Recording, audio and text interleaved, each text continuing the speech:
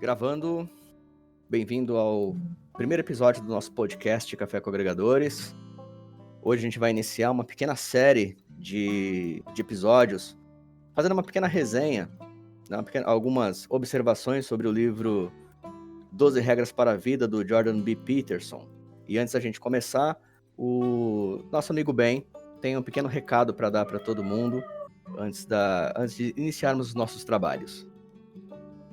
Bom dia, Zaratos, e nós estamos aí prontos a começar esse diálogo, e eu quero deixar claro que nós não somos especialistas e não iremos generalizar informações, tirar do contexto geral, né? E sim um bate-papo com nossa visão de entendimento, fazer com que nós e os nossos colegas e todos aqueles que queiram participar, né, ouvindo esse podcast, contribuindo com sugestões, e sim, nós possamos bater um papo saudável, expor ideias e argumentações, né?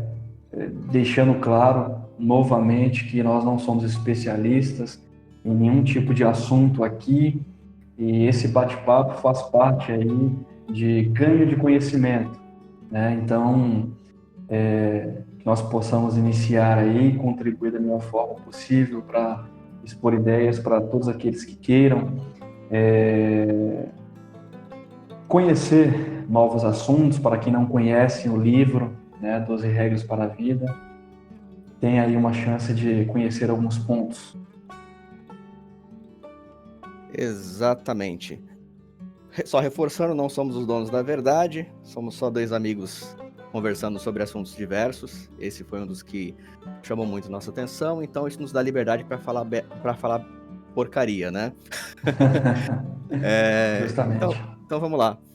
Só para quem está ouvindo entender, cada um dos episódios que a gente seguir vai se tratar exclusivamente de uma única regra, né? São 12 regras que ele estabelece dentro desse livro, que, aliás, também não podemos entender essas regras como mandamentos ou como leis, né? São simplesmente dissertações da qual o autor faz sobre as próprias observações dele sobre a vida. Então, hoje, né, o nosso primeiro episódio é sobre a primeira regra que ele coloca no livro, que é: fique em pé, ereto e com os ombros retos.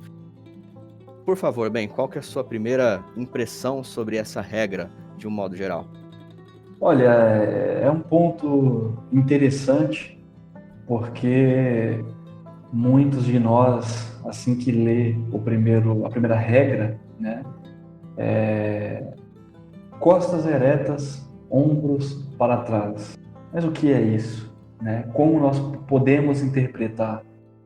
Então, a postura física, mental e espiritual também influencia todos os resultados de curto, médio, longo prazo. Então, é um olhar um pouco mais, digamos, amplo. Então, não quer dizer que você tenha que sair por aí andando de costas eretas, ombros para trás o tempo inteiro. Até porque nossas expressões faciais, o nosso modo de andar, de gesticular, quando nós falamos, por exemplo, ele é uma característica do momento que nós estamos passando. Então, seja ela física, mental, espiritual, se nós não estamos bem com alguma coisa, temos aí uma adversidade, temos aí um problema financeiro, enfim, algo que atrapalhe o nosso modo de encarar as coisas, encarar a vida, por exemplo, pode impactar tanto em postura física como, né, outras características que o ser humano tem, né? Então, assim, ao meu ver, é uma regra que deixa aí margem para a gente ter aí uma gama, né, de comportamentos que cada um de nós possa ter, né? Existe também aí uma questão nessa regra, né? Que você ficar em pé, ereto, com os ombros para trás. Isso denota, né, de uma forma muito clara, a postura de uma pessoa que é confiante, que é vencedora, né?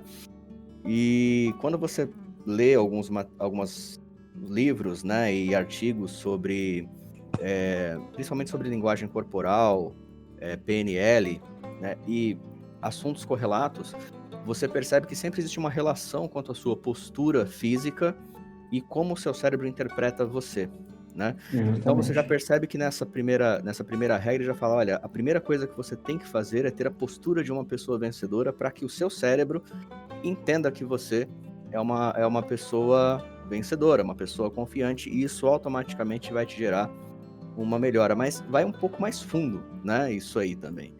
Porque esse capítulo trata justamente sobre adversidades. Claro. Né, nós passamos o tempo todo por adversidades, inclusive para a gravação desse primeiro episódio aqui, passamos por muitas adversidades, Justamente. mas a ideia justamente é você seguir, né, confiante, de peito aberto para enfrentar o dia a dia.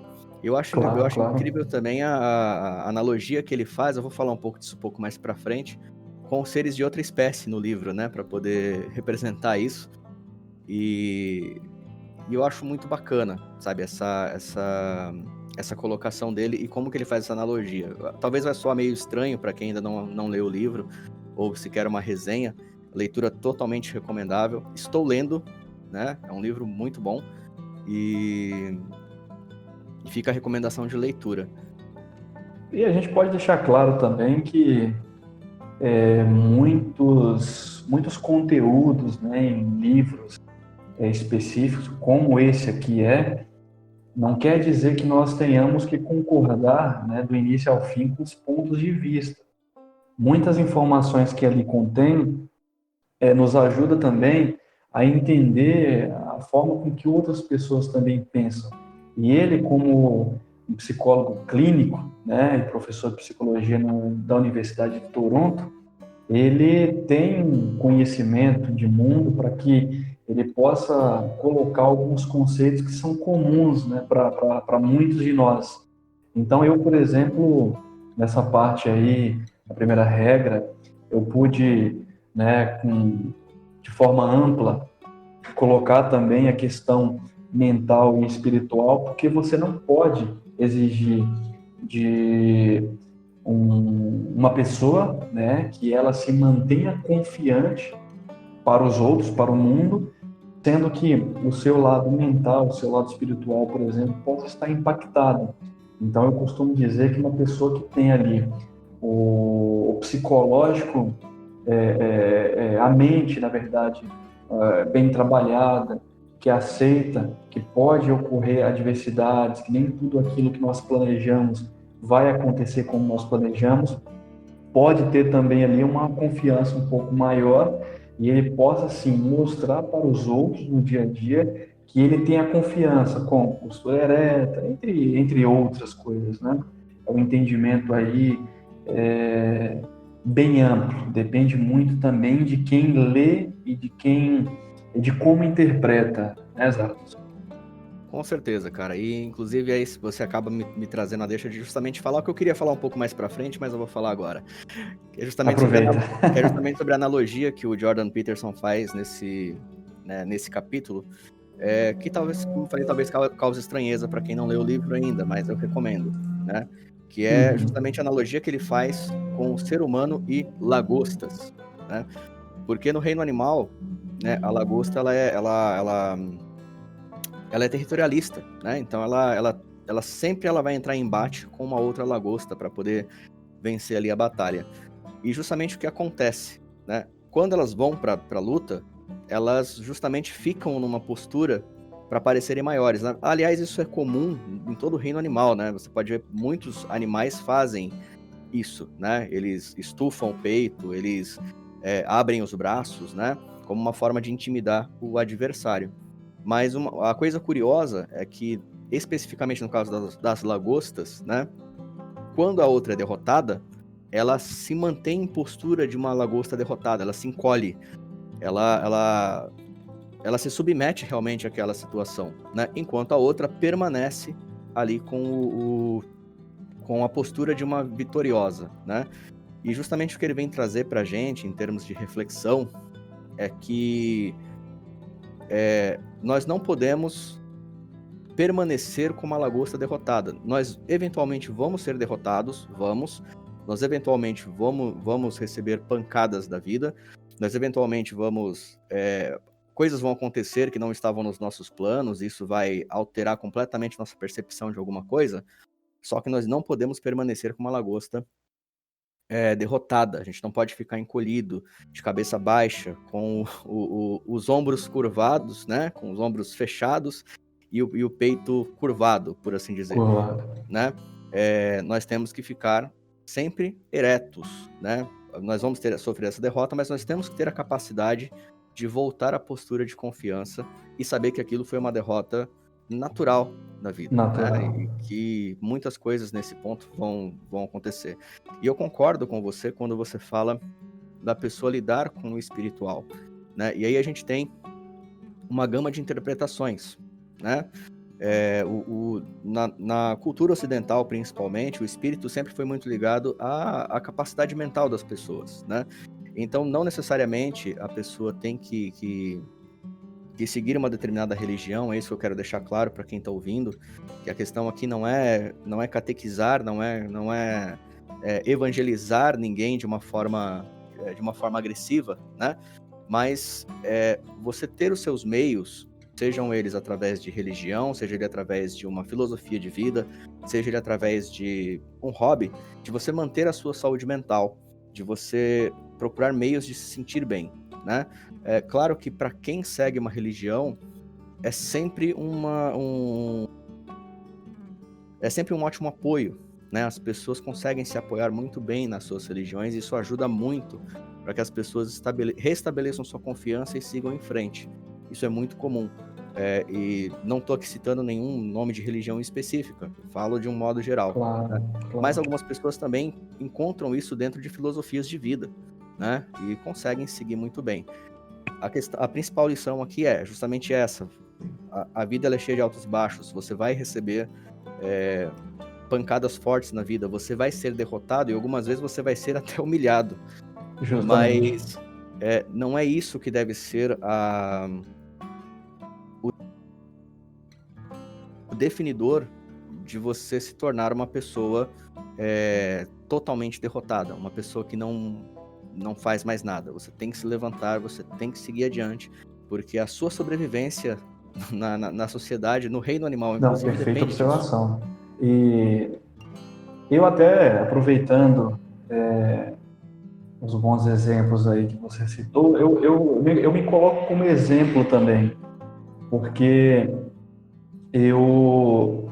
muitas vezes eu perdi para mim mesmo. Como? Fazendo planos. Eu acordo todos os dias mentalizando o que tenho que fazer, né? Como eu farei, como eu manterei o foco e se der tudo errado, o que eu farei, né? A adversidade ela significa contrário, ou algo desfavorável. E nós podemos ter certeza que pelo menos um dos planos que nós fizemos para o dia que começou, ele não será cumprido, né, totalmente, porque haverá uma adversidade. E é nesse momento de adversidade que nós devemos manter o controle, manter a calma, buscar uma saída dentro do nosso possível, para que a gente não acabe perdendo o dia inteiro. Por exemplo, tempos atrás, eu tinha planos de estudos e eu criava aí uma planilha onde deixava claro os horários específicos que eu iria estudar e quando acontecia a adversidade em um horário específico, eu perdi o dia inteiro, porque eu não conseguia mais voltar à minha concentração. Então eu ia fazer qualquer outra coisa e não voltava àquele estudo. Então quando chegava o fim do dia, eu não tinha concluído todos os meus planos e eu ficava frustrado, chateado e ia dormir com uma certa revolta porque eu fracassei. Isso aconteceu 1, 2, 3, 4 vezes até eu entender que a adversidade também faz parte de nós e não será um dia adverso, 2 dias ou algo assim tão momentâneo que nos fará, né, ser um fracassado de nossas próprias ideias, né? Então é importante que nós tenhamos o controle, pois muitas coisas nos é possível, mas outras também, como uma planilha de afazeres que é exorbitante, também irá nos prejudicar, né? Uhum. Sim, cara, e não só isso, né? Vou pegar o seu exemplo como exemplo, né? Que é justamente essa questão. Muitas das pessoas, elas se prendem tanto ao plano que se algo dá errado, ela desiste de um todo, né? Inclusive, se você pegar esses frameworks de gestão de projetos e coisa do gênero, cara, até esses frameworks já têm meios de você contornar isso, né? Porque durante um projeto, seja do que for, né? E aqui eu estou falando no caso de um projeto de implementação de software ou de criação de um produto, enfim, seja lá o que for, sempre vai haver alguma diversidade. Pode ser desde aquele funcionário que tem dor de barriga no dia, como aquele cliente que de repente fez merda, vamos colocar assim, de forma mais clara, e todo o seu projeto está indo por água abaixo por conta de uma besteira que ele fez, né? Ou mesmo um profissional da sua equipe, né?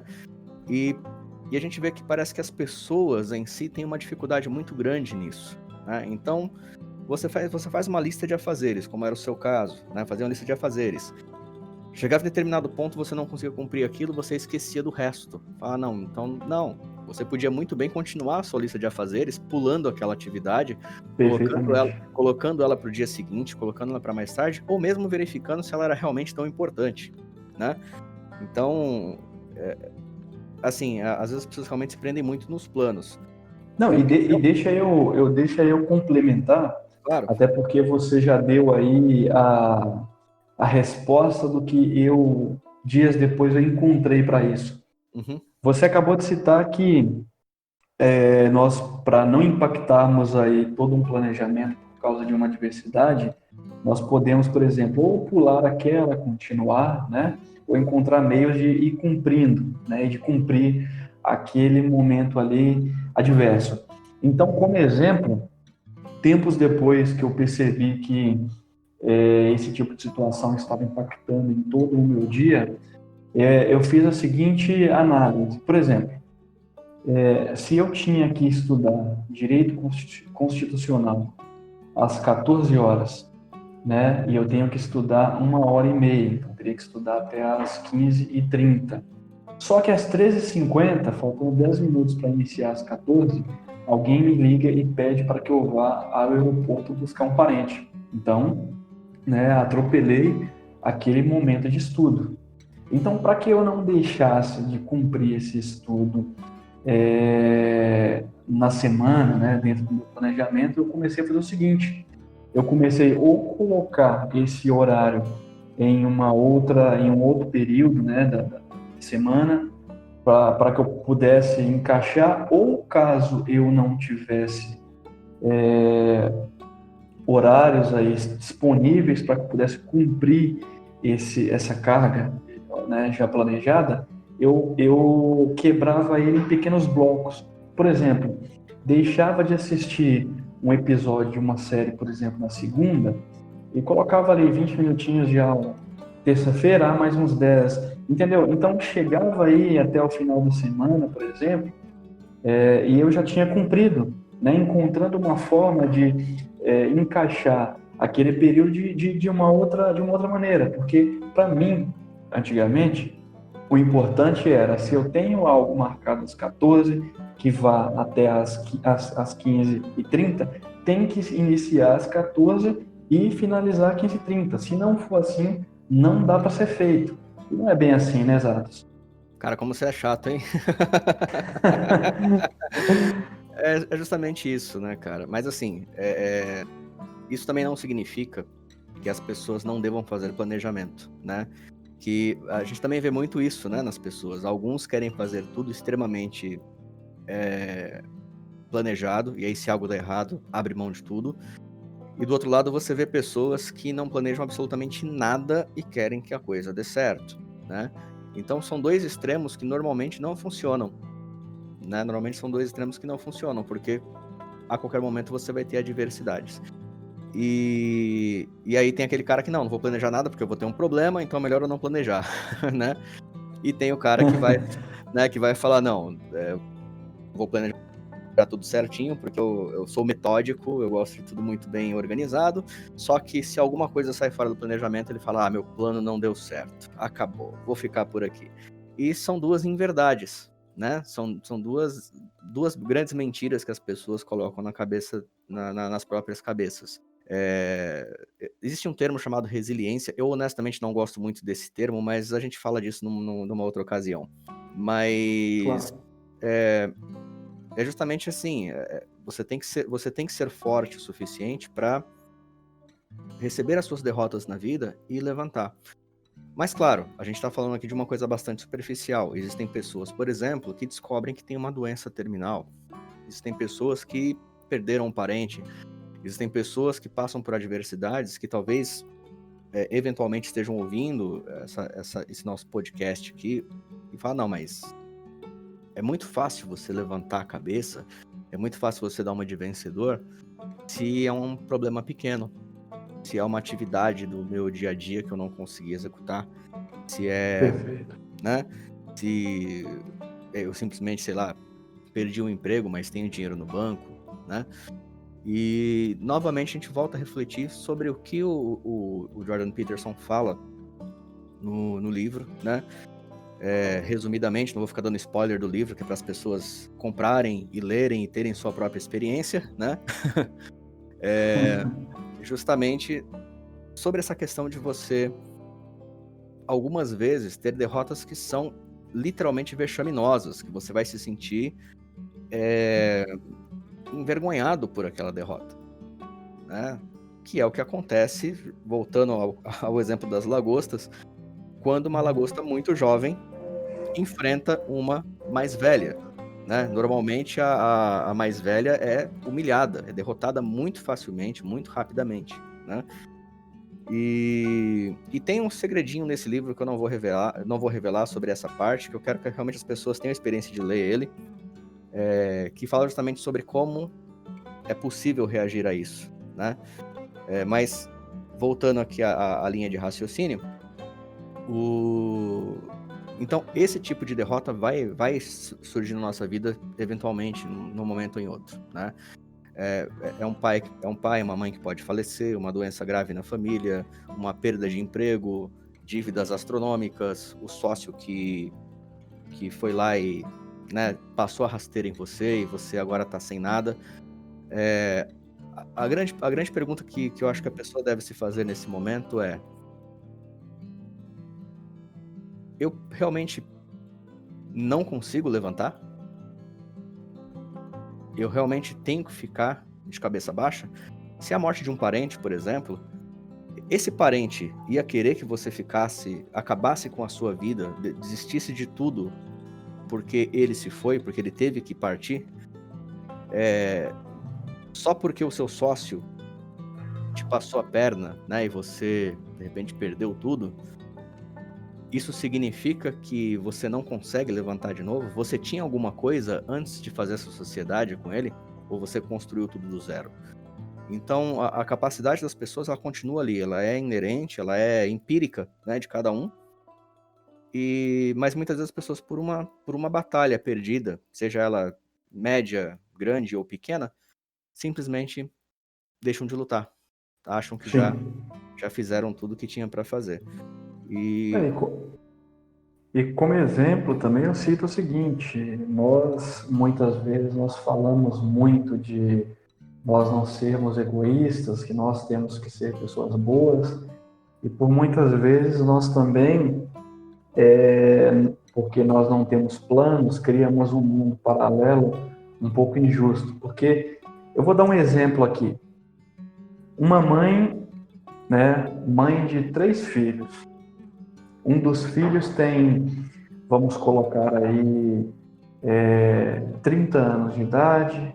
Os outros 2 filhos têm aí 14, 15 anos, né? E essa mãe vem a perder o seu filho de 30 anos. E essa mãe amava muito esse filho de 30 anos. E aí esse filho, ele faleceu, e a mãe que o amava muito, que criou um mundo paralelo, colocando importância muito grande, né, em cima desse filho, que não está errado, mas também a gente tem que entender que a atenção tem que ser dada na medida para todos os seus entes queridos, então essa mãe, ela vem a entrar em depressão porque não aceita a perda desse filho. Só que essa mãe, ela tem ainda 2 filhos para que ela possa cuidar. Então, se essa mãe, por exemplo, entra em depressão muito grave ou não reage ou não quer reagir à vida, ela não vai prejudicar somente, né, a si própria, ela irá prejudicar 2 filhos. Então, você entende o que eu quero dizer? Entendo, cara. Inclusive, em economia, a gente tem um termo para isso. Não que eu seja especialista em economia, tá? Falo do que eu aprendi na faculdade. Claro. Que é o custo de oportunidade. Tá? E o que é o custo de oportunidade? Vou fazer um exemplo bem bobinho aqui para você, tá? Imagina que você tem 2 opções. Você ir visitar a sua mãe no interior ou assistir Netflix com a sua namorada, certo? O que você está escolhendo fazer? Se você escolheu ir pro interior visitar a sua mãe, o custo de oportunidade foi você ficar em casa com a sua namorada assistindo Netflix, certo? Então era o que você podia fazer e não fez por conta de outra coisa, tá? E se enquadra bastante nessa questão do que você falou, porque olha só, se as pessoas passarem a analisar o custo de oportunidade delas o tempo todo, elas vão ver que elas vão conseguir fazer escolhas, inclusive, na minha opinião, ter mais ânimo para poder continuar a vida, né? Então, no caso que você colocou aí de uma mãe que tem 3 filhos, um veio a falecer e ela fica em depressão, certo? Não significa que ela não vá sentir a dor do filho, é claro que ela vai sentir, o luto vai permanecer, ela nunca vai se esquecer desse filho. Não é isso que a gente está falando, né? Mas a questão olha só o custo de oportunidade. Se ela optar em simplesmente não procurar ajuda, se for o caso, né? Porque depressão é coisa de ajuda, você tem que procurar um psicólogo, um psiquiatra, muitas vezes até, para poder tratar uma depressão, né? Justamente. Então, assim, se a pessoa opta em não procurar ajuda, caso ela não consiga sair dali sozinha, né? O custo de oportunidade dela vai ser justamente ver os outros 2 filhos precisando dela sem ela conseguir ajudar. Justamente. Entende? E procurar ajuda já mostra também que você está lutando contra a adversidade, né? Procurar ajuda é justamente um mecanismo bacana de defesa e mostra a sua força, porque nós, como seres humanos, nós somos passíveis a ter vários problemas e inclusive os sentimentais que muitas vezes nós sozinhos não conseguimos, né, solucionar. E buscar ajuda já é mostrar força, né? Sim. E significa principalmente que você não quer permanecer derrotado. Justo. Tá? Então, quer dizer, você recebeu um baque muito grande, você foi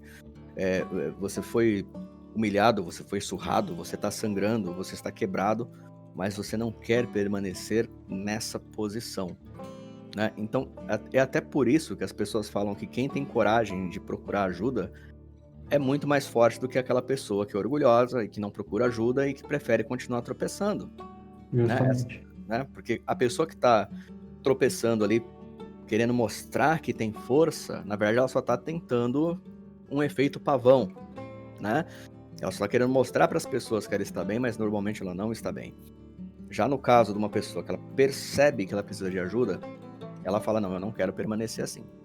Eu não quero ficar assim, mas eu não sei como sair disso sozinho, né? Então, vou procurar um psicólogo, um psiquiatra, um médico, alguém para conversar, vou fazer um hobby, enfim. A pessoa procura formas, né, de sair daquele estado na qual ela se encontra. Isso é extremamente importante. Acredito que e eu todo acho mundo que já passou e por eu acho uma que situação assim, né? Parecida, pelo menos. justamente. E eu acho também que o importante é nos conhecer, né? É conhecer o nosso limite, conhecer os caminhos que nós estamos trilhando, né? Saber né, aonde nós iremos chegar em cada caminho que nós iremos trilhar e saber as consequências, porque todas as nossas escolhas, elas têm consequências. Eu cito, por exemplo, a mim, eu não sou nenhum especialista, mas como um ser humano que não quer sofrer e que sofre, mas evita ao máximo o sofrimento exacerbado, eu já vou dormir, como eu havia dito, né, ciente que haverá adversidade. E essa adversidade ela poderá ser muito pequena ou ela poderá ser muito grande. Então, desde, né, pelo menos 15 anos atrás, eu venho trilhando os meus caminhos, né, colocando como se fosse, por exemplo, eu não conheço o futuro, mas eu sei que as ações que eu tomar hoje vai refletir no futuro. Então, eu tenho que fazer aquelas escolhas que tenha o menor impacto possível. Eu não estou dizendo aqui que você, por exemplo, não tenha que arriscar em grandes oportunidades. Por exemplo, você trabalha numa área X e você não está contente com o seu cargo, com o seu salário, você se sente confiante para tentar um novo emprego que exija mais de você, até porque você tem sites especializados aí para deixar o seu currículo, você vai ler o que eles exigem. Muitas vezes, eu, por exemplo, já deixei de lutar por isso, pelo simples fato de imaginar que eu não conseguiria chegar no nível pedido. Ou seja, né, é um ponto, assim, muitas vezes, claro, eu sei que nós, quando nós estamos acomodados, quando nós estamos tranquilos no nosso local, nós nos sentimos mais confiantes para permanecer ali. Mas muitas vezes nós estamos perdendo grandes oportunidades que são nossas, né? Pelo simples fato de muitas vezes não confiar no nosso potencial. E eu sei, né, que muitas vezes naquela escolha nós temos que saber o seguinte: você, quando faz a escolha de lutar por um novo emprego, você tem duas opções. Ou você irá ser aprovado, irá, né, ficar contente por aquela aprovação, ou você irá receber o não, né? E então, assim, é claro que, assim, falando assim, é muito fácil, né, a gente expor isso aí. Eu, por exemplo, digo aqui que eu não sou o dono da razão e que eu, por muitas vezes, eu também não quis arriscar pelo simples fato de ter medo, né? E o medo é natural. Mas eu quero dizer aqui que o importante é você se sentir confiante. E a confiança ele vai te levar em um lugar um pouco mais tranquilo. Se não for agora, vai acontecer, mas desde que você trilhe aquele caminho, né? Ao invés de ficar, por exemplo, esperando que as coisas aconteçam sem tomar rumos. Então, Claro. resumindo tudo que eu disse aqui, você tem que ter caminhos, você tem que saber aonde você quer chegar, mas você tem que saber a consequência que cada caminho vai te levar, porque todas as nossas ações, elas têm consequências, né? Eu entendo o que você está falando, eu discordo em um ponto, que eu vou colocar aqui agora, né? Que é a questão da confiança, né? Claro, a gente tem que estar sempre confiante para poder seguir em frente, né? Porém, se tudo que você faz não te gera o mínimo de medo, quer dizer que você está dentro da sua zona de conforto, né? E eu acho que a melhor forma de você, opinião minha, tá? De você evoluir é justamente você encarando esses desafios. É você olhando aquilo que te dá medo e dando um passinho naquela direção, né? Assim você aumenta um pouco mais aí a sua área de atuação de um modo geral, né? Então, até porque também o excesso de confiança também nos traz algumas ilusões, né? Que faz com que nós cometemos alguns erros grotescos. Então, eu acho que o medo é uma coisa essencial na nossa vida. Embora esse não seja exatamente aqui o cerne, né, do tema, mas se liga aí pela questão de justamente seguir em frente, né? Quando você é derrotado, quando você sofre um grande impacto na sua vida, normalmente o medo das pessoas é que aquilo aconteça de novo, né? E justamente por isso as pessoas param de tentar, né? Então, tentei ter um filho, infelizmente eu perdi o filho. Desculpa, perdi o filho ainda na gestação, né? Então, não quero mais esse trauma para mim, não vou tentar mais, não quero mais ter filhos, por exemplo. Tentei a carreira de coaching quântico, mas não funcionou, né? Então eu não vou ser mais coaching de nada, né? Enfim, a boa parte das pessoas, elas acabam sentindo medo de que aquilo aconteça de novo.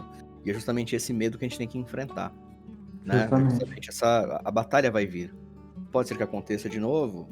Pode, né? Mas nós estamos sujeitos a isso. Justo. Então, E quanto à muitas questão...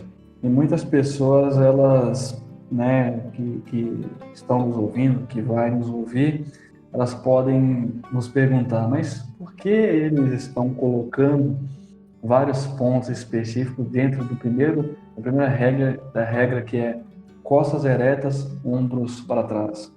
Eu penso da seguinte maneira: todos os nossos sentimentos, eles estão ligados, então não tem como você ter uma autoestima tendo um medo excessivo, né? Uhum. Ou tendo, por exemplo, uma fraqueza espiritual, uma fraqueza mental.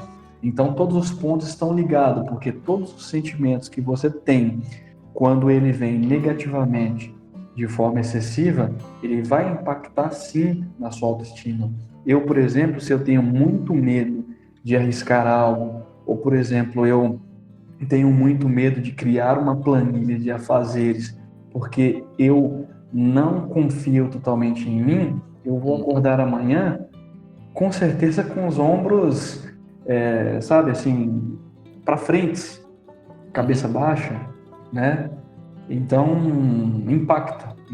Então, não creio que nós estamos fugindo totalmente do assunto, né? Nós Claro. estamos expondo vários detalhes que são muitas vezes é, longos, mas que tem aí, né? Tudo a ver com a autoestima, com a maneira que nós, é, com a maneira com que nós agimos, né? No mundo exterior, né? Cara, isso me leva a uma reflexão que veio agora, justamente aqui na cabeça, né, cara?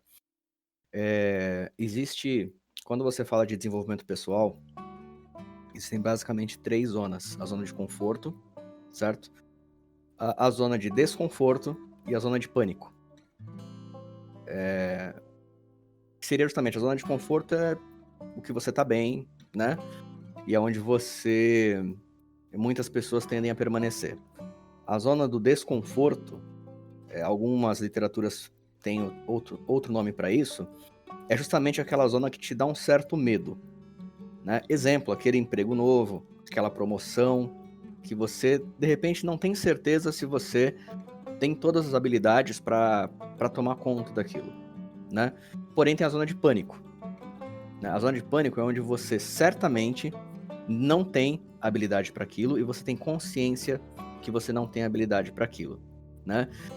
Se a gente fosse comparar aqui, imagina uma pessoa que tem medo de altura, mas ela quer enfrentar esse medo. Ela não vai começar subindo o Monte Everest, certo? Ela tem que começar através ali de desafios maiores. A zona de conforto dela é o chão, né? Ela não se sente bem se ela sair do chão, né? Então ela tem que começar a vencer isso pouco a pouco. Uma escada, né? Enfim, uma casa o teto de uma casa, depois uma casa de 2 andares e assim sucessivamente, né?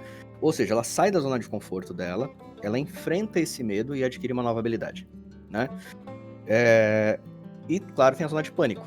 Se eu colocar ela em cima do Empire State de uma vez, ela vai morrer do coração, só Do pelo fato de coração. estar lá em cima, né? E o que isso justamente tem a ver com o tema que a gente está falando, né? Da mesma forma, a vida sempre vai trazer pra gente desafios, lutas e, sim, derrotas, né? Se você está tomando uma decisão, seja ela qual for na sua vida, qualquer direção que você está indo, né? Obviamente você deve calcular os riscos, né?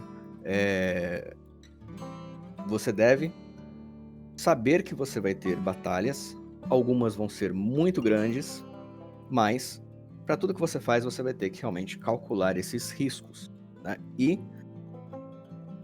ficar de costa ereta, botar os ombros para trás e partir para cima. Não tem jeito, Justamente. né? Eventualmente, pode acontecer alguma coisa que vai te deixar em pânico. Com certeza isso pode acontecer. Acho que todo mundo já passou por algo parecido. Normal, Acho que normal. se, Faz acho que se a gente, parte, né? acho que se a Ser gente humano. se sentássemos todo mundo numa sala para conversar a respeito dos nossos traumas e de coisas que aconteceram na nossa vida, eu acho que para muitas pessoas, coisas que eu passei que para mim foram extremamente difíceis, para outros seria mamão com açúcar e vice-versa. Talvez algumas coisas que para as pessoas foram muito muito difíceis, para mim seria normal. Mas a questão é, isso aconteceu comigo, aconteceu com você, aconteceu com várias pessoas nesse mundo e acontece e vai continuar acontecendo. Isso não vai impedir você de viver. Isso não vai impedir você de continuar seguindo em frente. Certo? Claro, talvez você precise de uma recuperação, talvez você precise de uma injeção de ânimo, talvez. Mas a questão é, se você ficar olhando para a derrota o tempo todo, você vai permanecer sendo a lagosta derrotada. E não é Justamente. essa a intenção. Se você, da mesma forma, se você não tiver coragem de enfrentar a outra lagosta, você nunca vai saber se você é capaz de derrotar a lagosta ou não. Então, qual lagosta você quer ser? Certo? Com certeza a derrotada, pelo menos momentaneamente, pode até ser, né? Porque a adversidade está aí o tempo inteiro. Mas amanhã eu vou cobrar. Amanhã eu vou pedir revanche. Exato, você tá entendendo? Então, assim, essa é a grande questão. E aí é onde entra a reflexão, né, entre o tema e, por exemplo, essas questões de problemas, de medo que as pessoas têm, né? E como a gente consegue enfrentar. Tudo bem, cara, você vai passar por algum problema, você eventualmente vai perder. É impossível uma pessoa viver sem perder nada. Se ela não perdeu nada, é porque ela nunca teve nada. Pesado isso, hein? Não, com certeza. Né? E eu aproveito para emendar também, eu fazendo leituras, né, do Dr. Augusto Cury, e futuramente a gente pode trazer alguns pontos específicos. O que mais hoje em dia atrapalha as pessoas de aceitarem, terem aí uma autoconfiança, é justamente porque muitos pais não ensinaram os seus filhos a perderem. Por exemplo, Exatamente. eu te chamo para jogar, por exemplo, uma partida de dominó, uma partida de dama, né? Coisa E de eu sou seu velhinho, cara. pai. Eu sei que eu tô velhinho, mas não precisa escrachar pra todo mundo assim, não. Não, mas eu também não estou muito atrás, não. Mas eu queria até compartilhar com você Uhum. que em 99 para 2000 eu fui o campeão municipal de dominó. Olha que coisa chique, cara. Parabéns, cara, parabéns. Eu já sei que eu não desafio você pro dominó, tá? Eu, sinceramente, eu acho que ganhei mais a confiança, porque eu era péssimo em dominó. Como eu ganhei, não sei, talvez eu sabia um pouquinho mais do que meus adversários, né? Então, dando um exemplo aqui que eu estava passando, Dudu, eu sou o seu pai e eu te chamo para jogar, e você é o meu filho, eu te chamo para jogar uma partida de dominó ou dama, enfim, o que seja. Vamos colocar aí um jogo de futebol no Xbox, enfim. E para que eu não deixe você triste porque você não sabe jogar direito, eu facilito as coisas para você. Na partida de dominó, por exemplo, eu deixo você ganhar. Na partida de dama, eu deixo você ganhar. Na Uhum. partida de futebol, eu deixo você ganhar. Tudo bem, eu não te deixei triste, te deixei super feliz, eu também fiquei feliz por não ter te deixado frustrado. Só que vai chegar um momento da vida que você vai perder. Ou seja, por exemplo, um relatório mal feito que você fez no trabalho, seu chefe chamou a atenção, ou, por exemplo, algo que você encarou e você errou, você vai se autopunir de tal forma que você vai achar que você é um dos piores seres humanos que existe e que não tem capacidade para nada. Então, creio eu, né, e não posso dizer que sou especialista porque não tenho filho, mas é importante sim você ensinar que você vai a perder, que você vai perder e que você vai ter desafios que você não irá conseguir, e se trata de uma evolução, né? Mas a gente não pode criar pessoas também que só conheçam a vitória, né? Porque quando houver a derrota não saberão como lidar, né? Exatamente, cara. E aí vem uma outra questão, né, cara? Algumas pessoas. Existe um determinado grupo de pessoas que fala muito sobre questões de igualdade, né? Igualdade de oportunidade. Só que isso não existe. Essa é a grande verdade. Isso não existe. Isso é impossível. Isso é utópico. Todas as pessoas elas vão estar a par aí das suas próprias condições. E nunca elas vão ser idênticas. Nunca, né? Se você dá a condição de todo mundo vencer de forma igual, você está sendo injusto com alguém. Imagina aí o Usain Bolt. Você acha que ele começou a correr daquele jeito como? Quantas vezes esse cara não perdeu? Será que ele nasceu correndo daquele jeito? Eu garanto pra você que não. Ele pode ter um talento natural, obviamente, mas eu garanto que com certeza, cara, no começo da vida dele, ele perdeu, ele tropeçou, ele caiu. Agora você imagina um cara que treinou o tanto quanto ele treinou. Imagina um cara que é medalhista, como ele é, recordista, indubitável. De repente, por uma questão moral, né, meramente moral, não chega nem a ser moral, na verdade, né, é mais ideológica, esse cara ser obrigado a chegar junto comigo na linha de chegada. Entendeu? Imagina isso, né? Então, se são essas regras do jogo, eu nunca vou me sentir derrotado, claro, né? O que vai ser, na verdade, um grande problema meu. Só que eu vou estar sendo injusto com ele, que lutou para ser um vencedor, né? Que foi derrotado várias vezes, mas que se levantou e foi para cima de novo. Enfrentou novamente o problema, certo? Justamente. Então, quando você tem essas questões, como você bem colocou aí, das pessoas nunca sentirem a derrota na vida, a hora que ela chegar vai ser algo extremamente grande para elas, vai ser muito novo para elas, né? Então, sim, na questão na questão de você ensinar, por exemplo, seu filho a jogar futebol, dama, dominó, gamão, é muito bem colocado. Você tem que ensinar ele, pelo menos, que é possível que ele perca, né? É claro que não vai ser legal para ele se toda vez você derrotar ele, simplesmente porque você sabe mais, né? Isso vai mexer também com a autoconfiança dele. Ele vai falar, putz, eu nunca vou derrotar ele, né? Justamente. Então você tem que ter métodos de incentivo, né?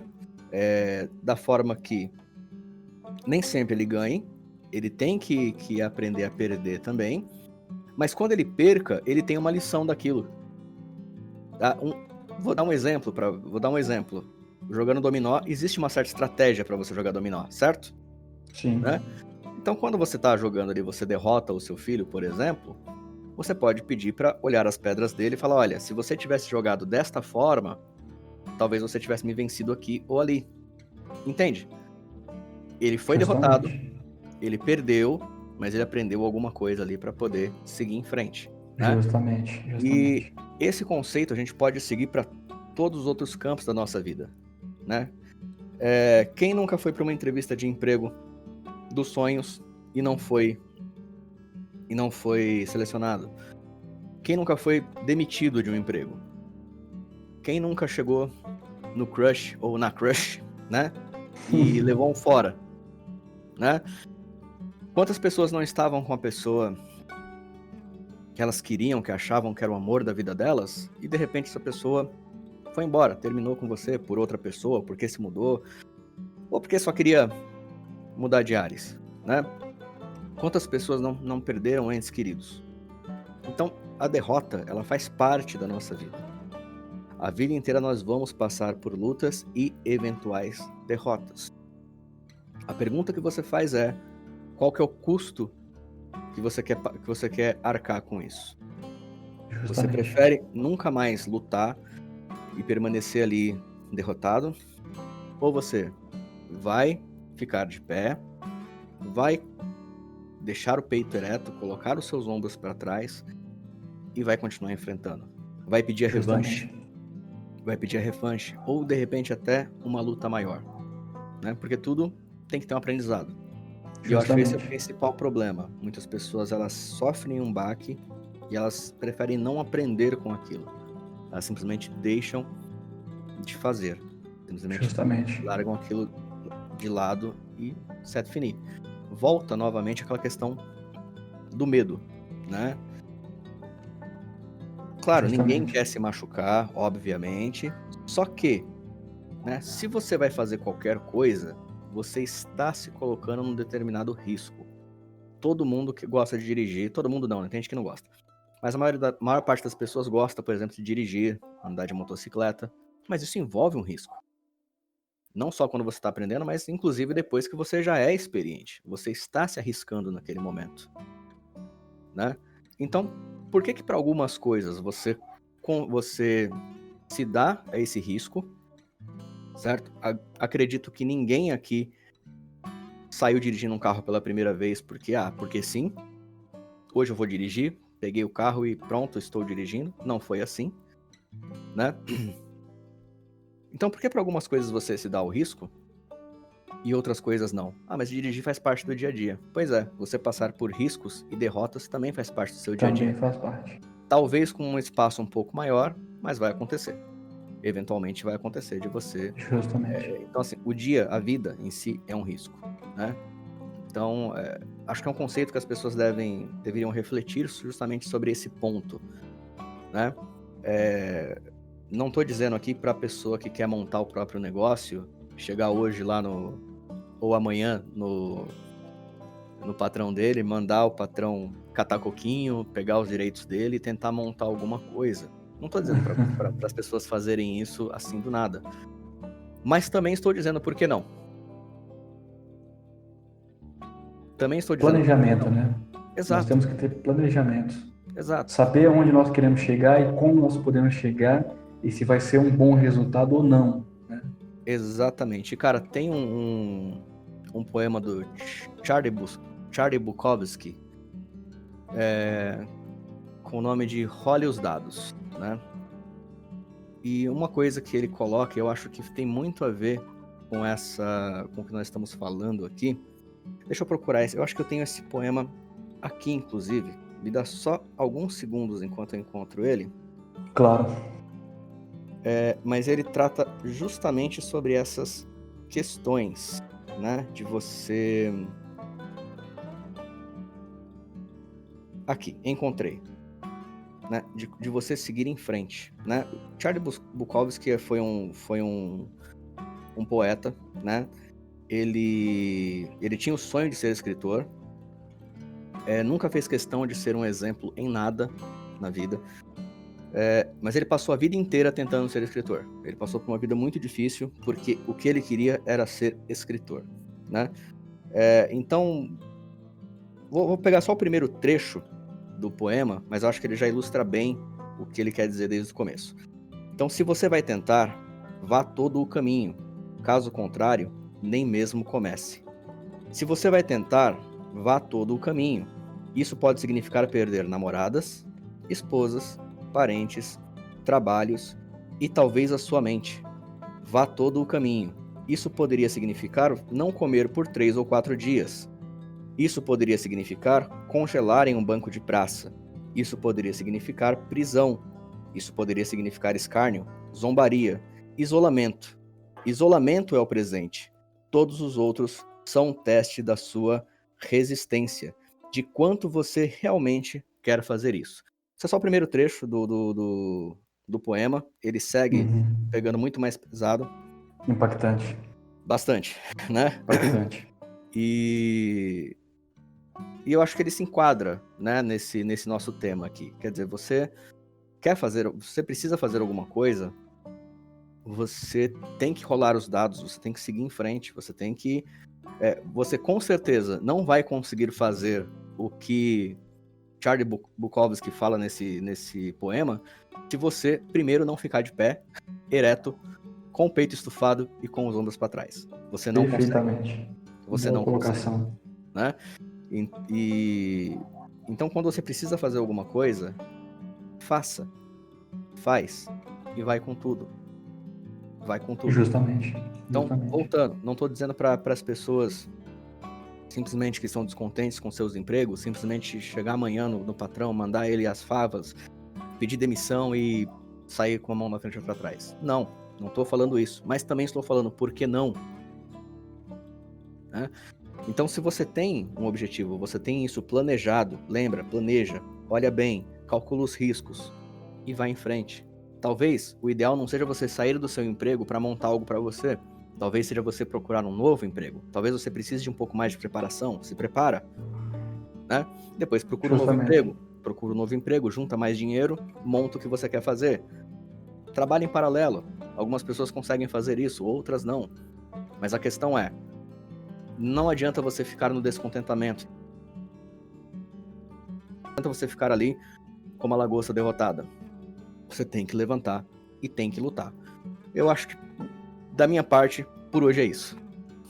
Maravilha. Eu queria fazer alguns comentários antes de nós finalizarmos, até porque também não é nosso intuito deixar aí um bate-papo muito extenso, para que acabe, né, sendo muito redundante.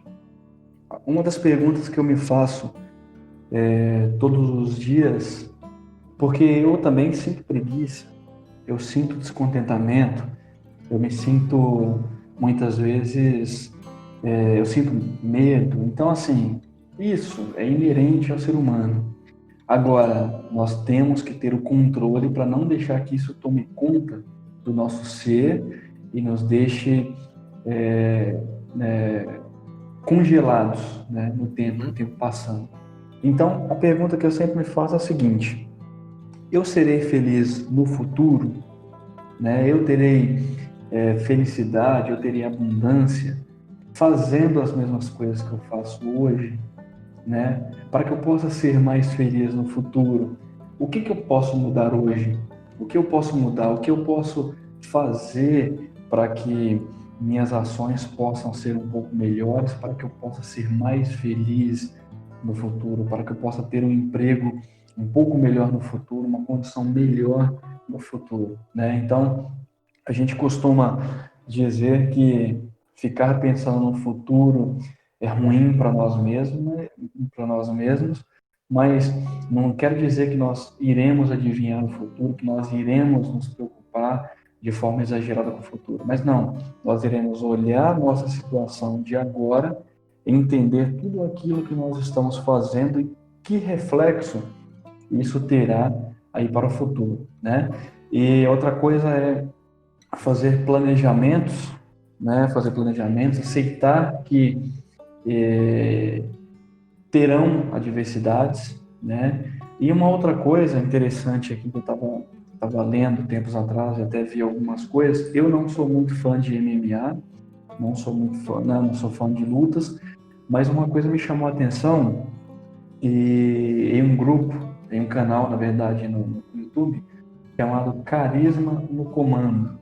Não conheço os idealizadores do canal, porém, eles têm alguns vídeos bacanas e um deles é o lutador Conor McGregor, irlandês, lutador de MMA. O cara, ele tem uma confiança, assim, você percebe pela postura, pela forma de gesticular e pela forma de lutar. Ele faz, assim, previsões.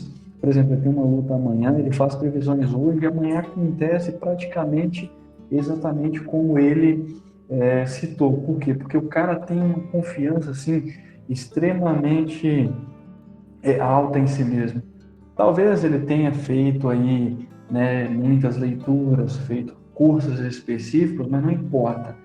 Quando você cria a confiança em si mesmo, independente dos meios que você, aliás, dos meios listos que você buscou para isso, cara, é muito bacana. Então, quem tiver curiosidade, procure o canal no YouTube chamado Carisma no Comando, o lutador Conor McGregor. E ele tem aí vários vídeos mostrando como é a sua confiança e como a confiança em si mesmo é importante.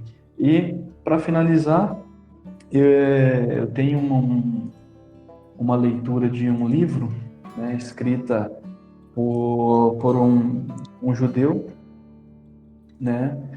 Deixa eu procurar aqui como se chama o livro.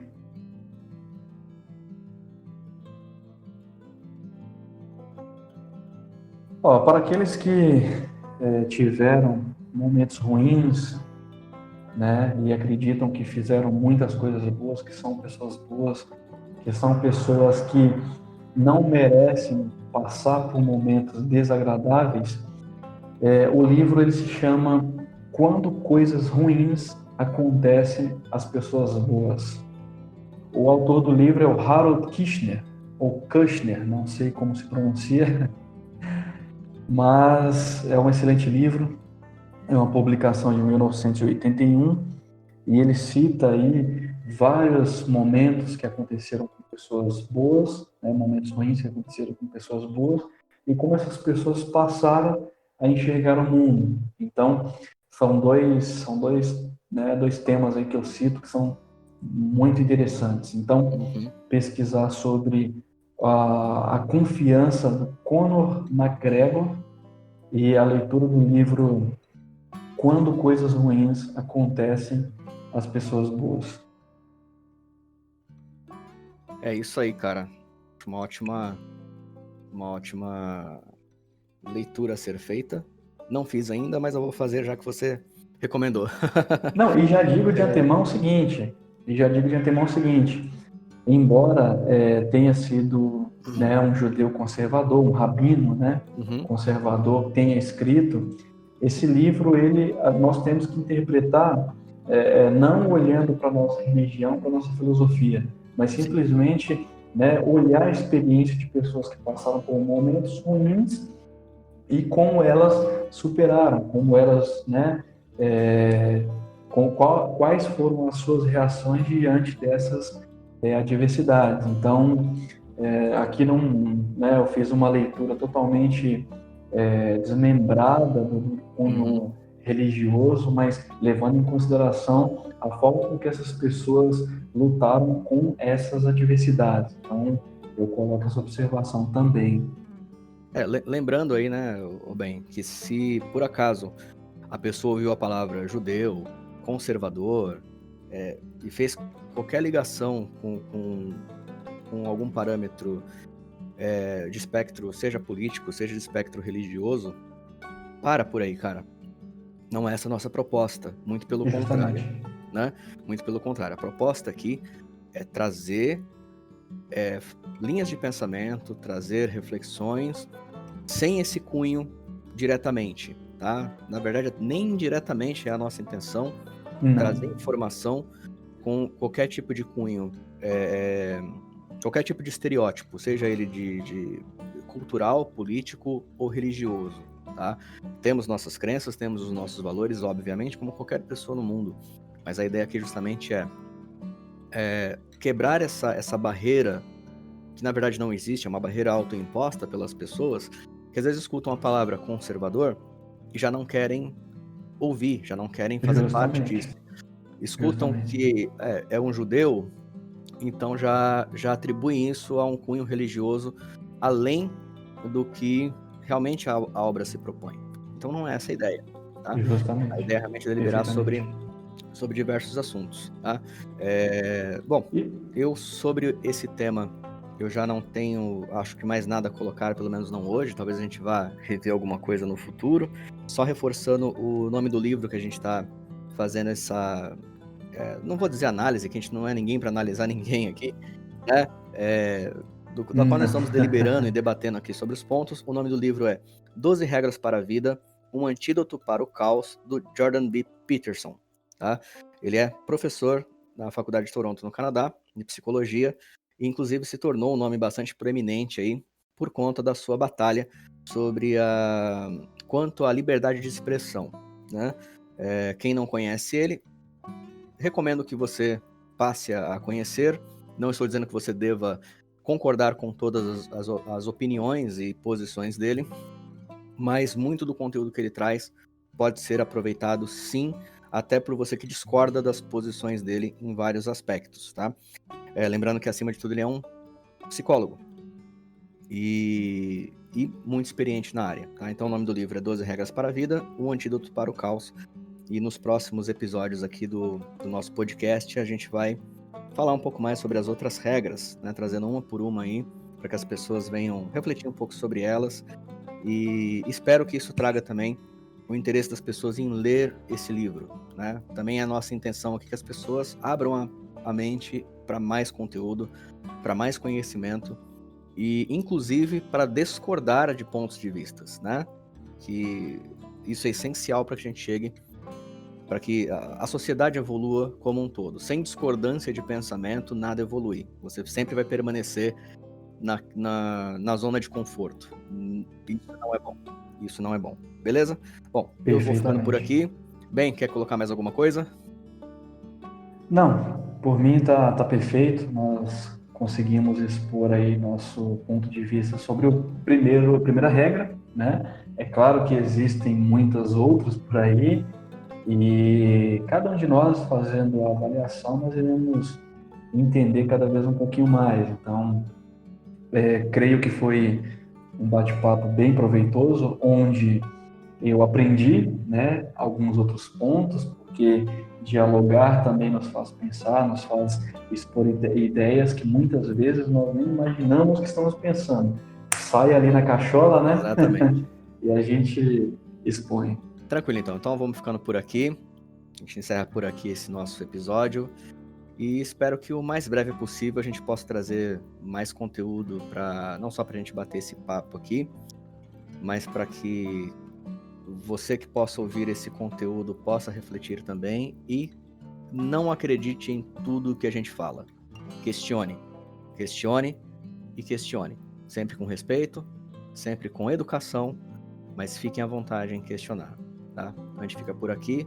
Um abraço para todo mundo e até a próxima. Um abraço, pessoal.